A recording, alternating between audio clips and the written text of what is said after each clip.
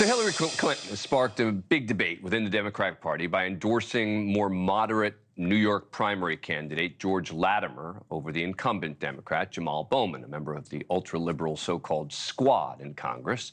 The Squad has been very anti-Israel throughout the war in Gaza and openly critical of Biden's stance on it.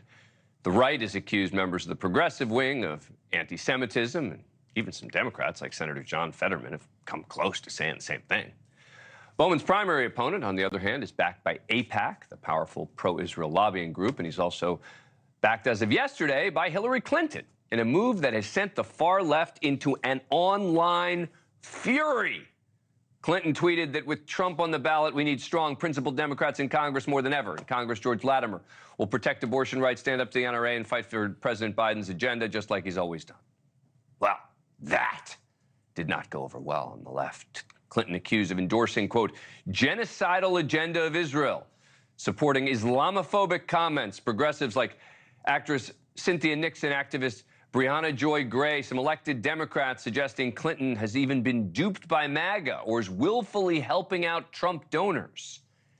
Came right on the heels of comments earlier the same day from Bowman, accusing his opponent of being, quote, not just anti-black racist, but anti-Muslim racist. To be fair, not to get into the weeds on this, but a PAC affiliated with AIPAC has run ads accusing Bowman of spreading anti-Semitic conspiracy theories. Now, many see this primary race, which takes place later this month, as a test of how tensions over Israel will impact Democratic voters in the fall. But is it even more than that? Is 2024 for Democrats like it's kind of been for some on the right, the year radical versus moderate? Republican moderates are losing that fight. I don't know what's going to happen with Democrats. Joining us now, Reason editor-at-large and co-host of the Fifth Column podcast, Matt Welch, and former New York Democratic State Senator David Carlucci, who's also a Democratic strategist. Good to see you both. Matt, let me start with you. Big picture, how much does a Hillary Clinton endorsement matter in a race like this, and how much does this tell us more broadly about the Democratic Party? I'm not sure it matters much to voters. It definitely matters to donors, which is kind of an important thing at this part. Although with as much money as AIPAC is shoveling into him, I'm not sure he needs all that much more money. But I think it's more of a symbol of what's happening here. He's got a 16, 17-point lead at this point. I think the way of thinking about October 7th... Latimer does. Yeah. The way to think about October 7th is as a margin call. It's kind of like 9/11 in that regard, or the financial crisis. A big thing, a shock to the system happens, and suddenly people look around where they are and they notice stuff that they weren't looking at before. And in this case, they notice a sitting congressman who uses words like apartheid, who uses words like genocide.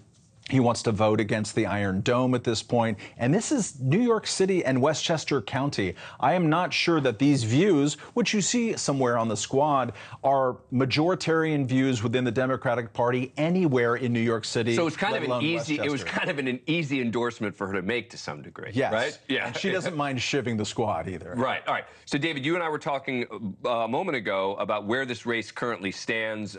You've been following it very closely. You know, we're talking about 16. Is it really that much of a potential blowout? It looks that way. I think the only thing that Bowman has going for him is this outcry, right? That people around the country are recognizing that, hey, Bowman could lose, and maybe that's a surge of energy into the district. I think Bowman has a lot of supporters. His problem is they don't live in the district. That doesn't work. So from what I understand, that doesn't work so well. Right, and you have these outsiders that are claiming, hey, you know, all these things about George Latimer that people in the district know are nonsense. The guy has been around for 35 years. I served with him in the New York State Senate. He was an assemblyman, a local city councilman, a county legislator, now county executive. Hillary Clinton is his constituent, so she knows George Latimer, and that's why these cries of George Latimer being a racist or aligned with MAGA Republicans is just absurd. It's and I think MAGA. That's a problem. But that's the thing. What are they trying to like link Hillary Clinton with MAGA? That's the problem. That's how you know that Bowman is in a desperate situation, and that's where this race has gone, and I think it's going to fall flat. He might have to pull a fire alarm to stop this. Oh, too soon. Maybe too soon. I'm just saying. Thank you for watching. Go to newsnationnow.com to find NewsNation on your cable provider. And don't forget to click the red subscribe button below to get more of NewsNation's fact-driven, unbiased coverage.